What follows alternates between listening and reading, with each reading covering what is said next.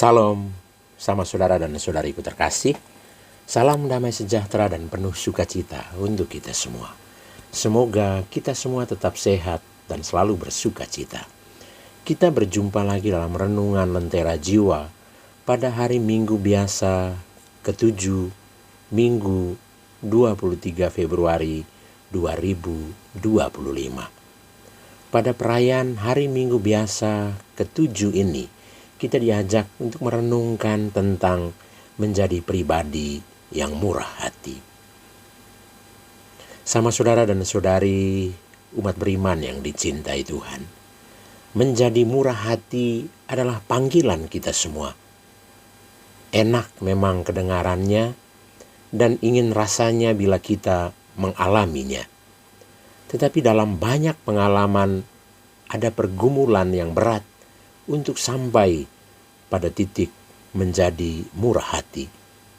Salah satu faktor yang membuat kita kadang gamang atau ragu-ragu untuk menjadi murah hati adalah masalah hasil yang kita harapkan dan ukuran yang kita pakai. Sama saudara terkasih, ada satu kisah yang kiranya menginspirasi kita untuk terus berjuang menjadi pribadi yang murah hati. Ada sebuah keluarga yang dibesarkan dan didik dalam keluarga yang baik. Dalam perjalanan waktu ketika semuanya menjadi dewasa, mulailah pribadi lepas pribadi menggunakan kebebasannya masing-masing secara penuh. Hampir semuanya anak ini berhasil. Bukan hanya masalah ekonomi, tapi juga yang berkaitan dengan kehidupan berkeluarga. Tapi sayang, ada satu anak yang kurang berhasil, baik secara ekonomi maupun dalam hidup berkeluarga. Ini semua disebabkan karena ketidakmampuannya menggunakan kebebasannya untuk memilih pekerjaan, lingkungan, dan menjadi pribadi yang dewasa dan bertanggung jawab dalam keluarga. Anak-anaknya terlantarkan tanpa masa depan yang jelas. Tentu semua keluarga berjuang bersama untuk membantunya berkali-kali atas nama kasih dan keluarga besar. Kemurahan hati ditunjukkan lewat nasihat, tuntunan, tetapi juga berupa materi untuk mendukung saudara mereka. Tidak sedikit perhatian, baik secara moral, juga dalam bentuk materi berupa uang, dan juga waktu yang diberikan pada saudara mereka dan keluarganya. Kebaikan dan kemurahan hati kadang diberikan tidak berasal dari kelimpahan, tetapi juga dari kekurangan mereka. Lama-kelamaan saudara-saudaranya menjadi lelah untuk menjadi murah hati, menjadi pengampun, menjadi pribadi yang penuh pengertian pada saudaranya sendiri. Karena kemurahan hati yang sebenarnya mahal dianggap seperti kurang berarti. Mereka bertanya, seperti apa ukuran murah hati? Kalau kenyataan berkali-kali membantu, mengampuni, tetapi kenyataannya tidak ada hasil, tidak ada buahnya.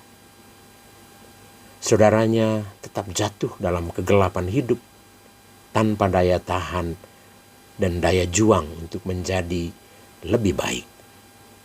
Mereka tidak hanya mencoba memberi ikan supaya adiknya maju, mereka juga memberi pancing dan jala supaya dia bisa menggunakan daya juang sendiri untuk boleh bertumbuh dan berkembang menjadi lebih baik.